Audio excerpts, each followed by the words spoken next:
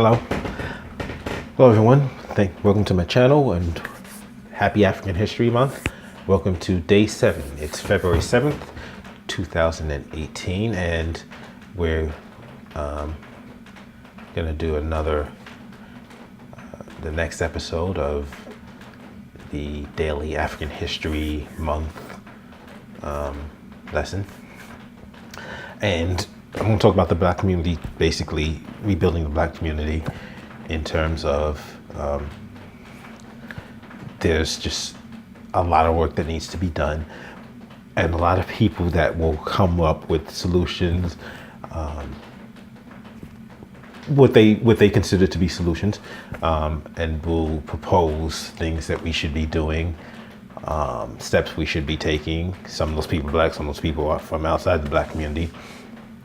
Some will give advice, some will issue judgment, but you can't be serious about any discussion that involves rebuilding the Black community, improving the Black community, cannot be serious unless you deal with the economic situations and the economic conditions of the Black community, and you start trying to address that. And that's why I want to talk about Black Wall Street. Now, for a long time, I did not know what Black Wall Street was. While I was doing this class, I discovered Black Wall Street, and it opened my eyes to what Black community had previously accomplished, and realized that where we're at now, in some aspects, we've taken backward steps in some aspects. And so that's one of the things, this is a story that we need to pay attention to, that we need to learn from and say, wait a minute, they were doing things right. This is what we need to be doing. So for a lot of people who don't know, Black Wall Street, Tulsa, Oklahoma, in about the early 1900s, had a thriving Black community. You had Black-owned businesses, Black-owned movies, Black lawyers, Black newspapers, grocery stores, churches, nightclubs, Black dentists, Black doctors, Black clergy. All of these entities, all these individuals in a thriving Black community. They had economic power. They had cohesion, and this is in the middle. This is not after, advances of civil rights. This is the early 1900s. And it lasted up until 1921. 1921, there was an attack on Black Wall Street after one of the residents of Greenwood, was the town, was accused of raping a white woman, and all hell broke loose, and you had a white mob descend on the community and began to set fires to buildings, stop the fire department from being able to get there, and just launched an assault. Ultimately, the death toll, and now, by the way, let's remember, included in this community were Black residents who were armed.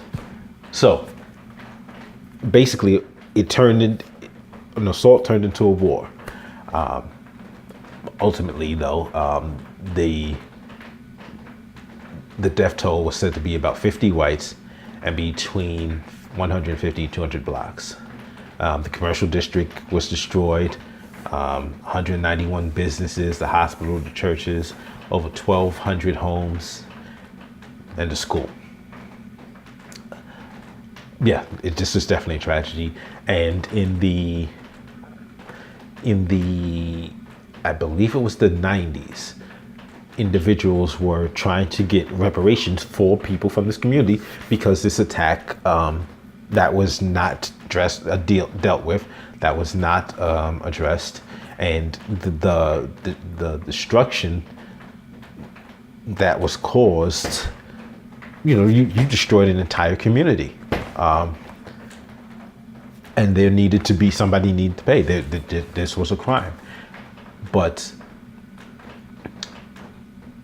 that's an issue that was actually brought before Congress, and as many issues,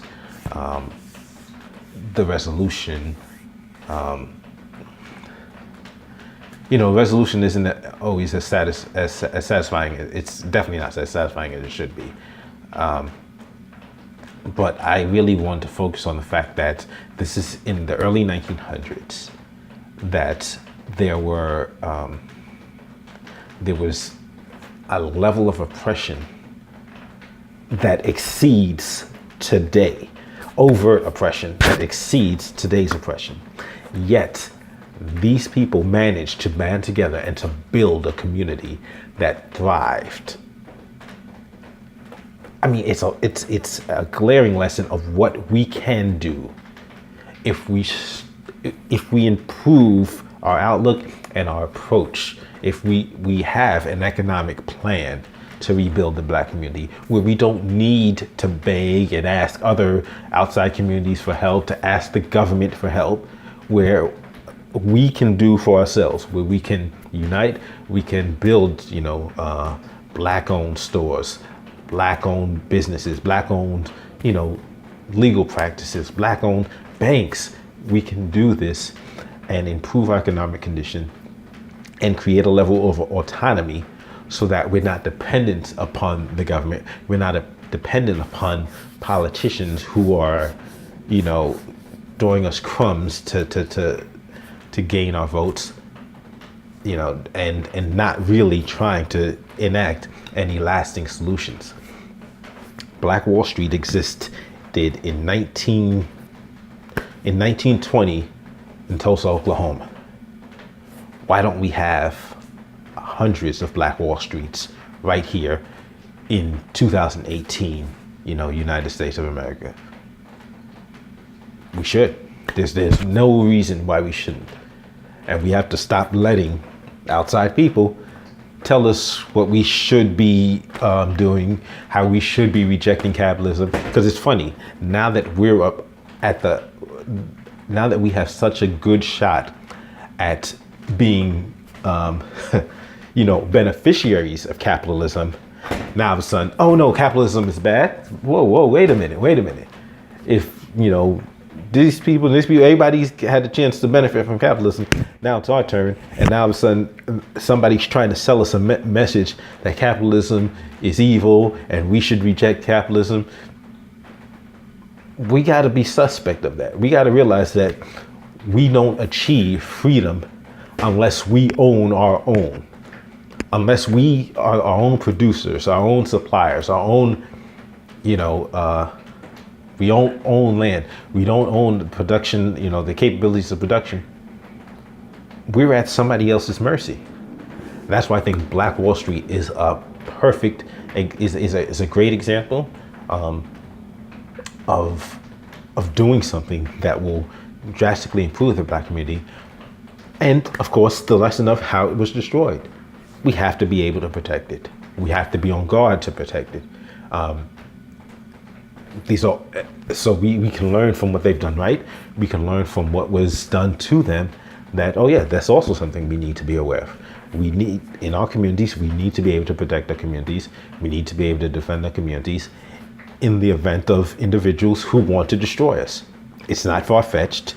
It's happened in the past. We've got to be aware that there are people who still don't like us, who still would love to see Black people suffer, Black people die in large numbers. And so we need to be able to defend our communities and protect our communities. Thank you for joining me for day 7 of African History Month. I'll see you tomorrow.